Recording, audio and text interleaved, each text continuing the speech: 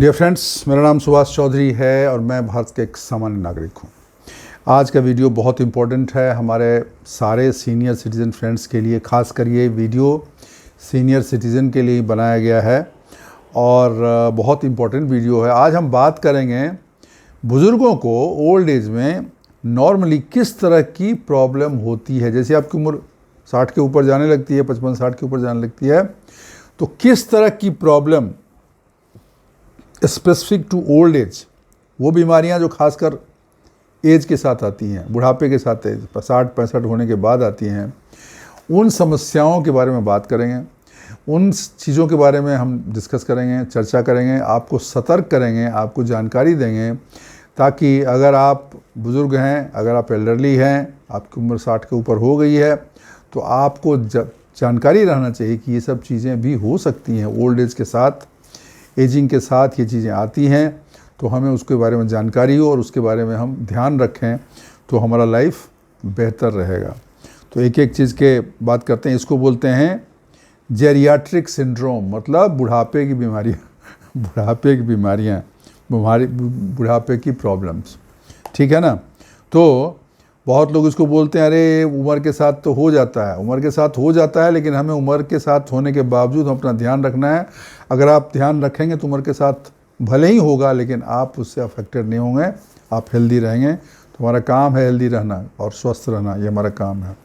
सबसे पहली चीज़ है गिरना, फॉल जो है ना, बुढ़ापे में, ओल्ड एज में गिरने का बहुत ज़्यादा, गिरते ही हैं, बहुत सारे लोग गिरते हैं, ठीक है ना। कभी कभार गिरने की वजह से माइनर इंजरी होगी, मतलब हल्का सा चोट लग जाएगा, मोच आ जाएगा, लेकिन बहुत बार ये जो है ना बड़ी समस्याएं करती है। जैसे आपका बोन, हड्डी टूट गई, मान लीजिए हड्डी टूट गई, या हिप बोन टूट गया, या हाथ टूट गया, या पैर टूट गया, वर्स्ट केस में सर पे चोट लग गई, तो फिर आपको तकलीफ़ है। एक तो फिर उसको घाव भरने में, उसको बनने में, हड्डी जुड़ने में बहुत समय लगता है, और कभी कभार वो जानलेवा भी हो सकता है। मतलब हेड इंजरी हो गया तो ब्रेन हेमरेज भी हो सकता है, या हिप जॉइंट, आपका हिप डैमेज हो गया तो उसको बनने में ही बहुत समय लगेगा। उसके अलावे समस्या तो है ही, इसकी वजह से आपका घूमना फिरना, टहलना, मिलना जुलना, सोशल एक्टिविटी, ये सब रिड्यूस हो जाता है। और अगर आप ज़्यादा दिन तक बेड पे पड़े रह गए, ज़्यादा दिन तक बेड पड़े, 6 महीने साल भर अगर रह गए, तो आपका मन भी गिर जाएगा, फिर आपको जो है डिमोरलाइज हो जाइएगा। ठीक होने के बाद भी आप उतना एक्टिव नहीं रहते हो जितना आप थे। तो क्या करना चाहिए? करना ये है कि हमें बचना है गिरने से। कब गिरने के लिए कोई भी गिर सकता है, लेकिन हमें ऐसे काम करनी चाहिए कि हम न गिरें, ठीक है ना। तो उसके लिए क्या ज़रूरी है?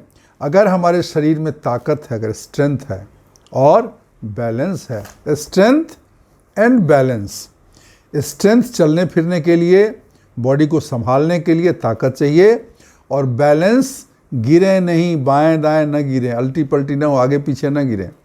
और उसके लिए क्या करना है? बहुत बार बताया है, हेल्दी फूड तो लेना ही है, साथ में वॉक, एक्सरसाइज, ध्यान, प्राणायाम, स्ट्रेचिंग एक्सरसाइज, और भी जो भी एक्सरसाइजेज हैं वो आपको करनी चाहिए। इससे शरीर में फ्लेक्सिबिलिटी आती है, मतलब लचीलापन आता है, हड्डियों में लचीलापन आता है, मसल्स जो है आपके स्ट्रॉन्ग होते हैं। तो मजबूती के लिए मसल स्ट्रॉन्ग होना चाहिए, और बैलेंस के लिए बॉडी लचीला होना चाहिए। ये सारी चीज़ें एक्सरसाइज, वॉक और अच्छे भोजन से ही होगा। तो इसका आपको ध्यान देना चाहिए। अगर सफिशिएंट स्ट्रेंथ और बैलेंस नहीं है तो आप गिर सकते हैं, आपको प्रॉब्लम हो सकती है। उसके अलावे अगर ज़रूरत है दवा की, उसका भी आप इस्तेमाल करें, सप्लीमेंट की ज़रूरत है वो भी ध्यान रखें, ताकि आप फिट रहें और गिरने से बचें। पहली चीज़ हो गई, बहुत इंपॉर्टेंट, गिरना वाला सबसे इम्पोर्टेंट। ये बुढ़ापे में ही होता है, जवान लोग ज़्यादातर नहीं गिरते हैं, गिरते हैं भी उनका हड्डी फटक से जुड़ जाता है। पहली चीज़ हो गई। दूसरी बहुत इंपॉर्टेंट है, मेमोरी कंसर्न, याददाश्त कम होने लगती है। याददाश्त कम होने लगती है। बहुत सारे रीज़न है याददाश्त कम होने के। एक तो एज की वजह से ब्रेन का फंक्शनिंग भी स्लो हो जाता है, बट इसके अलावा जो मेजर इश्यू है वो है सोशल आइसोलेशन, मतलब सामाजिक रूप से अलग थलग पड़ना, पहला। दूसरा जो उससे ही रिलेटेड है, लोनलीनेस, अकेलापन, और इस दोनों चीज़ की वजह से डिप्रेशन और एंग्जाइटी।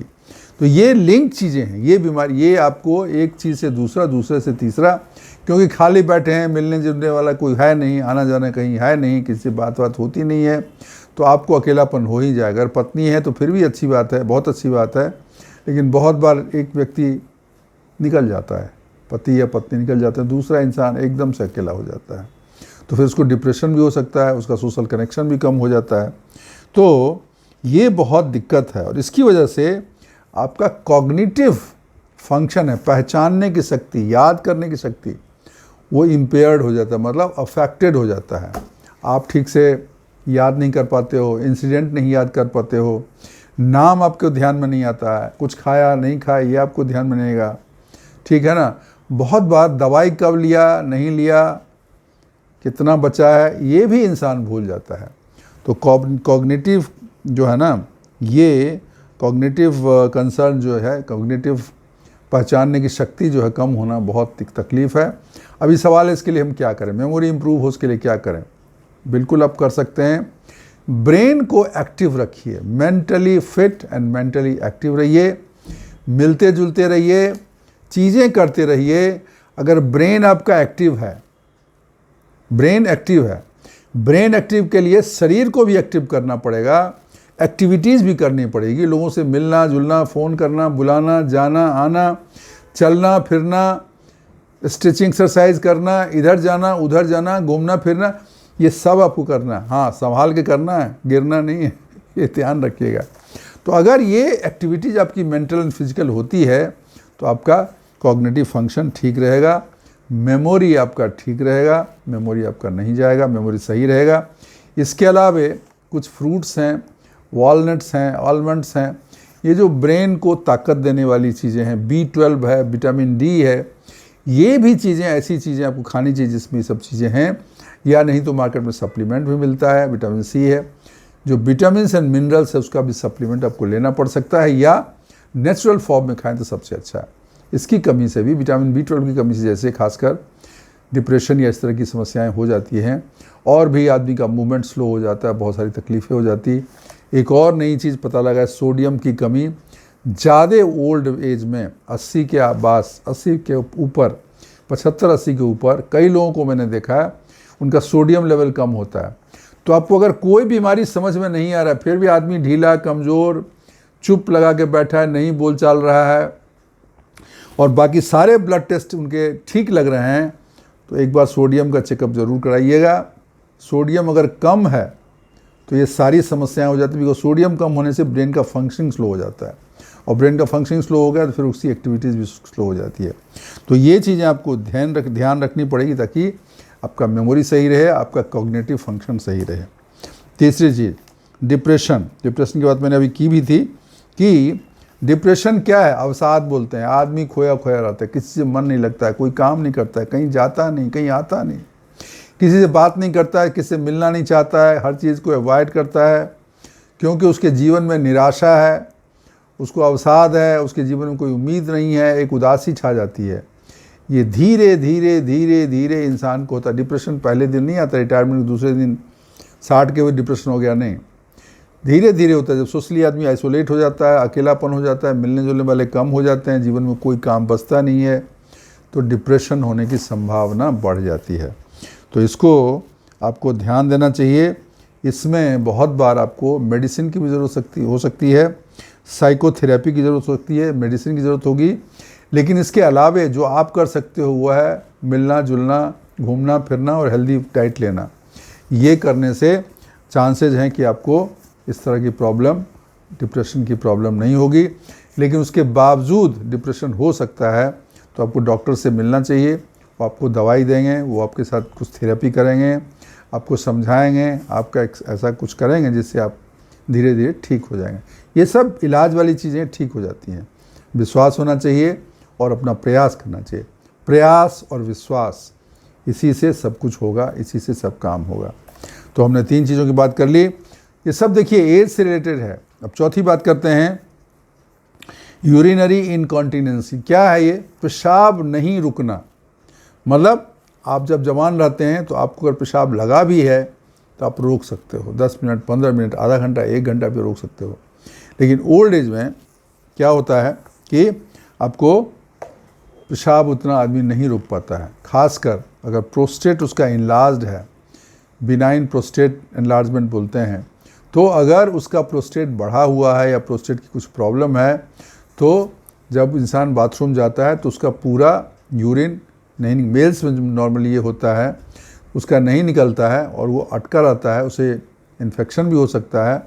और उसका जो यूरिन चूँकि पूरा नहीं निकलता है और धीरे धीरे इन्फ्लेमेशन की वजह से वो उनको पेशाब कभी कभार रोक नहीं पाते हैं, क्योंकि मसल्स वीक हो जाते हैं। पेशाब आप कैसे रोकते हो? जो आपके मसल्स हैं वो ताकत में होना चाहिए कि उसको ऐसे होल्ड करे। अगर वो वीक हो गया तो वो इतने पे आके अटक जाएगा तो फिर आपका नहीं रुकेगा, पेशाब हो जाएगा। तो इसीलिए पेल्विक मसल को आप स्ट्रॉन्ग करिए। मैं सब लोगों को बोल रहा हूँ, जितने बुजुर्ग लोग हैं, पेल्विक मसल्स को स्ट्रॉन्ग करिए ताकि यूरिन पे, पेशाब करने पे आपका कंट्रोल रहे, उसको आप रोक पाओ। रोकना बहुत ज़रूरी है। आप रोकना मतलब रोकना नहीं है, लेकिन कोई इमरजेंसी होगी तो रोक सकते हैं। एक चीज़ है। दूसरी चीज़, अगर प्रोस्टेट की प्रॉब्लम है, इस तरह की कोई प्रॉब्लम है, जब पेशाब लगे उसी समय आप चले जाइए, उसको रोकिए मत।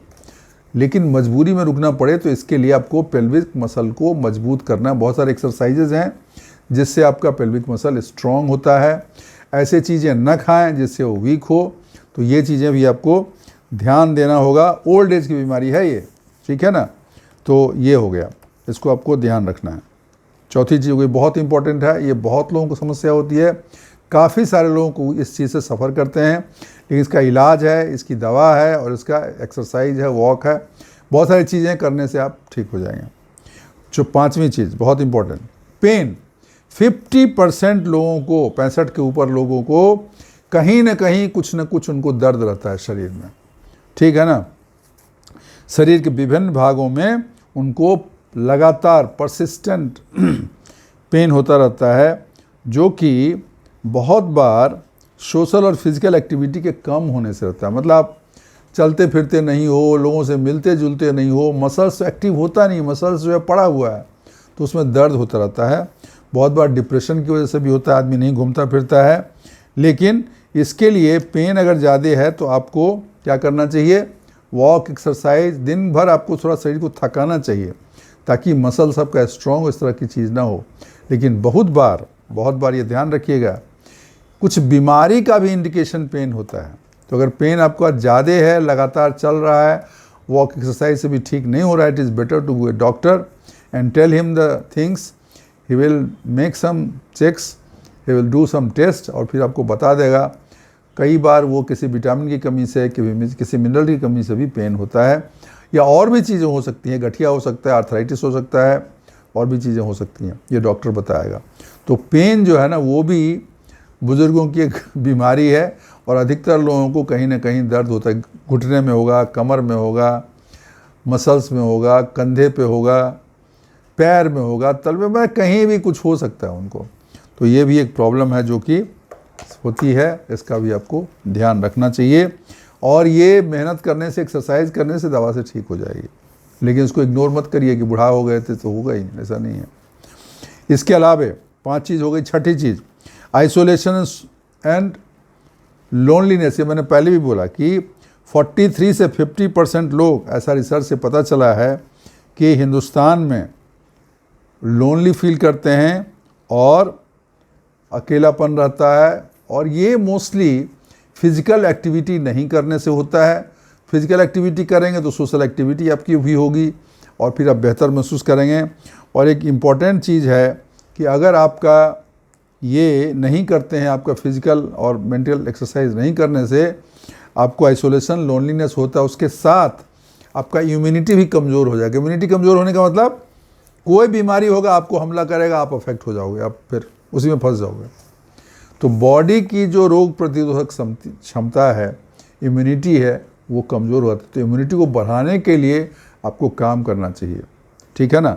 और एक और चीज़, बहुत इंपॉर्टेंट चीज़ है, बता देता हूँ। जिन लोगों को आइसोलेटेड रहते हैं या जो लोनलीनेस के शिकार हैं या जिनको डिप्रेशन रहता है, बुजुर्ग लोगों को, उनका लाइफ भी शॉर्टन हो जाता है। तो अगर आप अकेले रहते हो, लोगों से नहीं मिलते जुलते हो, आप समझ लीजिए आपके जीवन को भी खतरा है।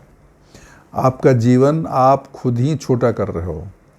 ऐसा रिसर्च, उसके डायरेक्ट उसका कोई लिंक नहीं है, लेकिन जब मन ही उदास रहेगा, जीवन में कोई आस नहीं है, किसी चीज़ की इच्छा नहीं है, आदमी का शरीर में हमेशा बीमारी ही है, परेशानी है, दर्द है, उलझन है, तो उसको जीने की इच्छा कम हो जाती है। तो ये बहुत इंपॉर्टेंट फैक्टर है। ऐसा पाया गया है कि जिन लोगों में इस तरह की समस्याएं होती हैं, लोनली लोग हो या डिप्रेशन का पेशेंट हो, उनकी डेथ जल्दी होती है, उनकी लाइफ बहुत लंबी नहीं होती है। तो इसलिए भी इसको आपको एड्रेस करना चाहिए, इसका आपको ध्यान रखना चाहिए। और सातवीं चीज़ समझ लीजिए, बहुत बुजुर्ग लोग इतनी दवाइयाँ खाते हैं बेमतलब का। शुगर की दवाई खा रहे हैं, बट अभी मधुमेह हर मेदो हर, फलना हर, ये हर, वो हर, ये आयुर्वेदिक, ये दवाई पे दवाई, ऐसे मत करिए। बहुत ज़्यादा दवाई खाना अच्छा नहीं है। दवाई वही खाएं जो ज़रूरी है, डॉक्टर से पूछ के खाएं, और कितने दिन खाना है वो भी पूछ लें। अतिशय मत करें, अति सर्वत्र वर्जेत। बहुत खाएंगे दवाई, बहुत बार दवा ज़्यादा हो जाता है, ओवर। और ये ज़्यादा दवाई खाने से और गलत दवा खाने से बहुत लोग मैं बता रहा हूँ, बुज़ुर्गों में से कम 3, 4, 5, 10% लोग हॉस्पिटलाइज होते हैं ओवर मेडिसिन की वजह से, क्योंकि बहुत ज़्यादा दवाई खाते हैं। आपको एक दवा लिखा गया, ठीक है खाइए। अभी आप इधर से भी खा रहे हो, उधर से भी खा रहे हो, आयुर्वेद का भी ले रहे हो, ये किसी ने बोल दिया ये खा लेने से ये ठीक हुआ, आप खाने लगे।